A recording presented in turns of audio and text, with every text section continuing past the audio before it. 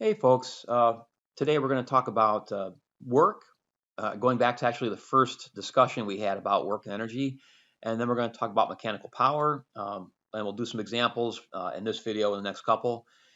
And again, I want to start with that. The very beginning of this unit, we talked about network equals change in kinetic energy, and where's that come from? Okay, so I'm going to give you one example of how to derive it. So on a really simple level, if we have a constant force, we know that work is force dot delta x. Okay. Now, let's say we add up all the forces acting on the object. Well, then we have the net force acting on the object, which will then give us the net work done on the object. So I put some nets in there. Okay. However, what's net force? Well, that's just m times a. So we have another equation. We have net work equals ma times delta x. And you might recall from kinematics that we have an equation, assuming we have a constant force, then we have a constant acceleration, and we can use the following equation. V final squared equals V naught squared plus 2a delta x. If I were to solve that for a, you would get V final squared minus V naught squared over 2 delta x. And if I shove that in for a in this equation, look what we get. We get network equals m times v final squared minus v naught squared over 2 delta x times delta x. And, the delta x's cancel out, okay? And you get, if I took the 2 down here and put it out front, you get 1/2 m v final squared minus 1/2 m v naught squared. Well, this is the kinetic energy final minus the kinetic energy naught, or you get network equals change in kinetic energy, which is how we started this unit. So that's one way to get a kinetic or the work energy principle by doing this algebra. Now, having said all that, you don't have to derive this each time. I just wanted to show you that you could. Okay. Another very important note here when you're doing problems or working through examples that have work and energy and kinetic energy in them. Can kinetic energy ever be negative? Well, no, it's 1/2 mv squared. Now, m is never negative, and while v can be negative, when you square it, you're going to get a positive answer. So kinetic energy can never be negative. Different question. Can the change in kinetic energy ever be negative? Can this ever be negative? Well, sure. If kinetic energy final is less than kinetic energy starting. In other words, if the object's slowing down, then your change in kinetic energy will be negative, and that will also mean your net work is negative.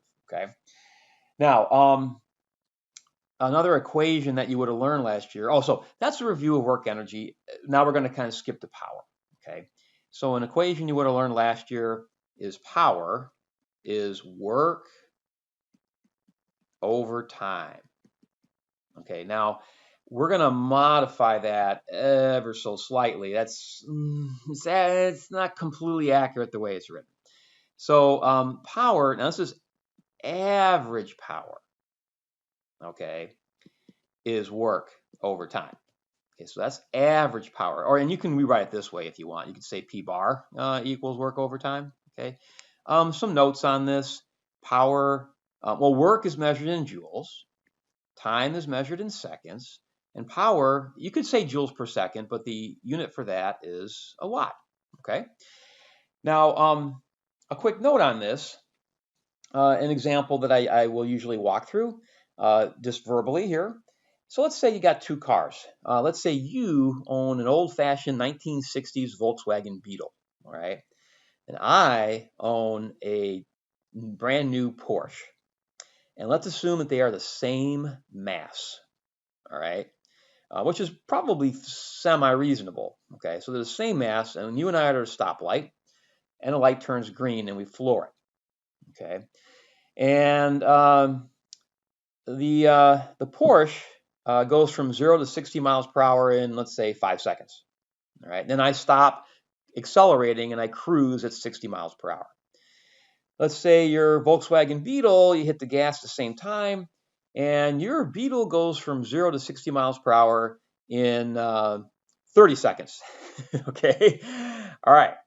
But you accelerate till you reach 60 miles per hour, and then you cruise at 60 miles per hour. Now I'm in front of you because I got to 60 miles per hour much quicker. But at the end, we're both doing 60 miles per hour. All right. Which car had more work done to it? Okay. Well, hopefully you're saying the answer is it's the same. Okay. Because we both started with 0 kinetic energy, and we both, at the end, have the same mass and same velocity. The cars each have the same mass, and they're both going 60 miles per hour. So the work done to both cars was identical, okay, the net work. However, obviously, you know something's different about the two cars, and that's how quickly they did their work. That's power, okay?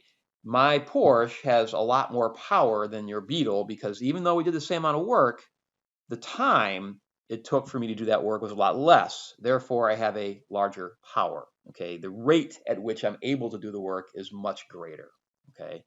Just like if two people are loading boxes onto a pallet, if you load all the boxes on in 60 seconds and I load them all on in 20 seconds, sure, we did the same amount of work, but I did it a lot quicker, so I have a lot more power. Okay, so there's a huge difference between work and power.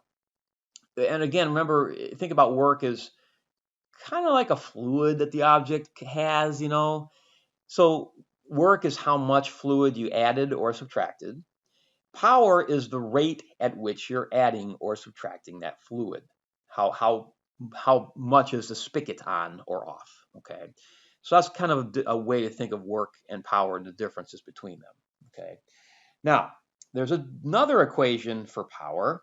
Okay, oh, and I'm going to skip this for now, so I'm going to move all this down. Just ignore what I have here. This is for the next video. Sorry about that. Let's see if I can do this here. Let's see. Okay, I got that stuff moved out of the way. So anyway, what's the other equation for power is the following. This is the average power over a distance or over a time, more importantly. So if I say to you, hey, the Porsche went from 0 to 60 miles per hour in 5 seconds, this equation gives you the average power developed by the Porsche over that 5 seconds. It doesn't mean the power is the same the whole time. Okay, the power changes throughout that 5 seconds. This equation just gives me an average.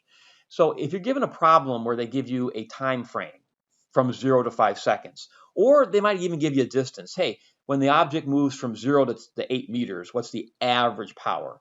Well, then this is your equation. Okay, but what if I asked you, what's the power being developed by the Porsche at 3 seconds? Okay.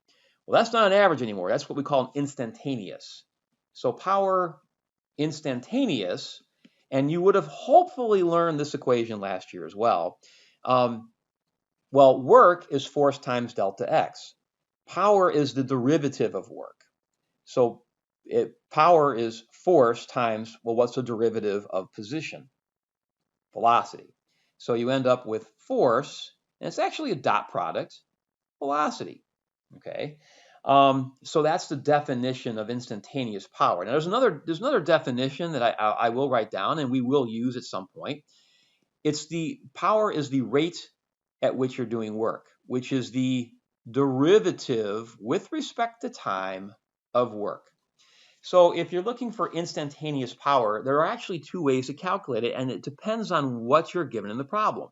If the problem lends itself to knowing what the force and velocity is at that instant, then you're going to use the left-hand equation. If, on the other hand, you have an equation for work as a function of time, and you want to find power, then you would take the derivative of work with respect to time. Now note, you'd have to have the work as a function of time to use the right-hand equation. Okay, so the work would have to be something like 3t squared plus 2t. It'd have to have t's in it, not x's, but t's. Okay, and you will eventually have problems like that. The next couple of examples, I don't think I do one like that, but you certainly could have an example like that.